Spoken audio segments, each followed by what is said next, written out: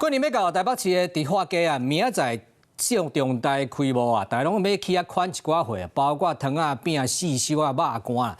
不过呢，你敢知影伊内底的标价搭伊即个斤两敢有正确无？所以台北市的消保官每一工拢会去巡啊，看你即个标价有正确无？你有人偷斤减两无？你制作的日期到底有偷改无？你若是去互涨着吼，讲你乌白写，相关会甲你罚10万块。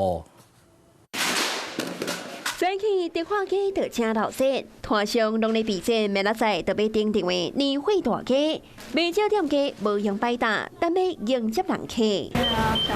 汤圆饼、肉干甲点心，亲近算鸟，介绍安怎算，拢爱明确小清楚，袂使凊彩。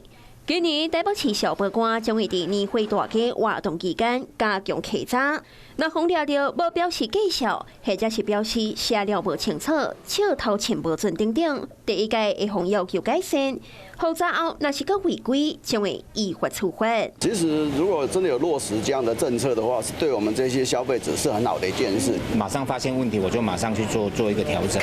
对，当然这样是比较好的、那对消费者来讲，他也会比较信任。和永年无共，永年大部分拢是用宣导加辅导的方式。 今年若违规，限期个无改善，就未够有第二届的机会。活动期间内将每日现场巡查，今年起将配合商业处及年货大街商圈自治会摊铺会业者名单，以现场记录单形式将稽查结果现场提示业者确认签收，除限期1日内完成改善外，并辅导业者现场立即改善。查有没有标示价位，跟放车有没有问题，双方的保障，正常就是要这样。 就配合他们。永乐市场内有坑公钱，以后年会大街服务处也会坑公钱，确保民众买物件无妨兼进算鸟，保障消费者权益。Hello， 我是蒋欣梅。想要抢先掌握最及时的新闻资讯吗？赶快订阅、按赞、开启小铃铛，锁定华视新闻 YouTube 频道。